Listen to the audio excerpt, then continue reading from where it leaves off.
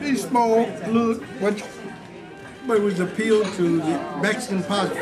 So now they got a crisis in the economy, and it's created also by, and it's not all internal, because they do, it's also, we cut your money off if you don't do that. Yeah. That's how Nkrumah got overthrown. They just stopped buying his copper. I mean, this, what did they have in copper? Yeah, cobalt and all that crap down. Yeah. Cobalt. They just stopped buying it. Now the point is, it's a new state, but a lot of that stuff in Zimbabwe is not about economic policy. It's about an old guy that don't want to give up power, you know. And people can use that, but they can mess up Zimbabwe in the process. So Zimbabwe, as you know, was a food exporting country and was one of the most promising countries in East Africa. And what you have, and you had that in a lot of countries, namely, the freedom fighter leaders go to transformation. An example, I studied this stuff. All my revolutionary heroes, half of them became sellouts after they got to power. That's including Siad Barre in Somalia, and Nhi Win in Burma. These were people who led the movement against European colonialism, and once they got in power, it was like, I said that for Nasser, he was overthrown. The guys in Nkrumah was overthrown, and the one who didn't, I went to these conferences in 1970 and so forth, and the one who didn't, a lot of them was assassinated, Lumumba, Neto, Monland, Machel. My favorite person, most advanced theoretician of the African Revolution was Cabral. Now, even though he was from a smaller country, he got assassinated too, and as well as Rodney, Walter Rodney. So you had, and this was not all done by European power. Well, Nkrumah was overthrown while he was in China by people.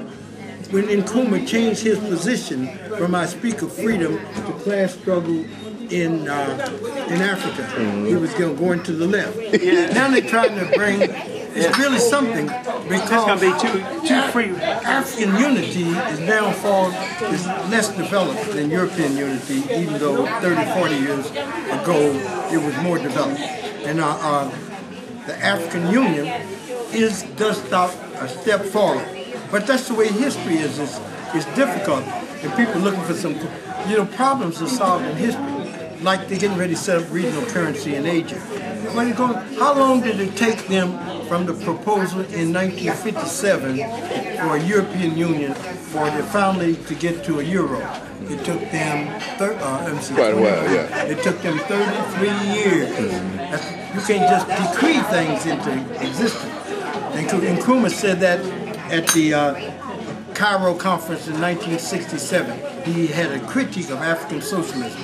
He said it's a bunch of nonsense. There's no African socialism. There's no European socialism. And all this discussion takes us away of taking on concrete tasks of social development.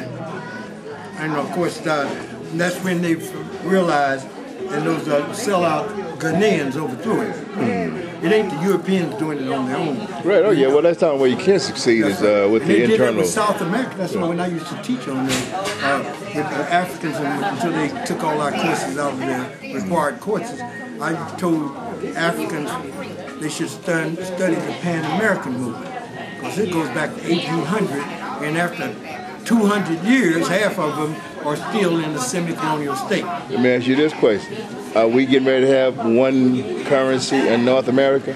One what? Currency. And that's a very interesting question, because there's a Bank of the South. And the Bank of the South is an initiative of Brazil, Argentina, and what they're talking about is a regional currency in South America. The Americans' proposal is for a regional currency in the North America based upon dollar-denominated notes. It comes from Stiglitz. Now, if it's based on dollar-denominated notes, it means the currency policy of the Western Hemisphere will be decided at the Secretary of Treasury in Washington, D.C.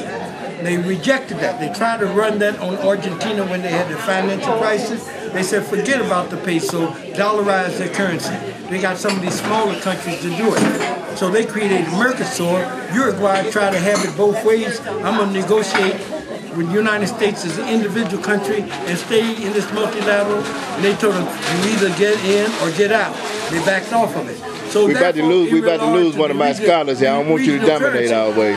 requires, see, the regional currency in Europe is not a mark, it's not a franc, it's not a pound, it's not a lira, it's a euro. Right. Now the South Americans said we don't mind having the regional currency, Mike, but you it got to won't be a respond to this dollar, for me right quick. it won't be a Brazilian peso, it won't be none of that. Right. And there will be voting rights and so forth within it, where everybody decides on what happened in the Western Hemisphere. So therefore, and it will allow us to articulate with the world economy in a different way, which we're going to do anyhow, as indicated by our yearly meetings with the Euro, where Guadalajara, where 2017 European case, and all the countries of South America and Caribbean are negotiating. Yeah, and now let me get Mike's response before you die. What's your response to that, Mike? My response is this. The question of currency is not a superficial question, but it goes to the very heart of the social economic system and the character of the economic system. So whether or not a regional currency emerges, or whether or not that currency will be dominated by the United States or any other country, is going to be determined through a long and protracted historical process that addresses the fundamental creation of wealth by that country and the relationship that that country has economically and politically with those countries that accept that currency. So you will not have a regional currency until you have, for lack of a better term, more like a republic-like structure amongst nations.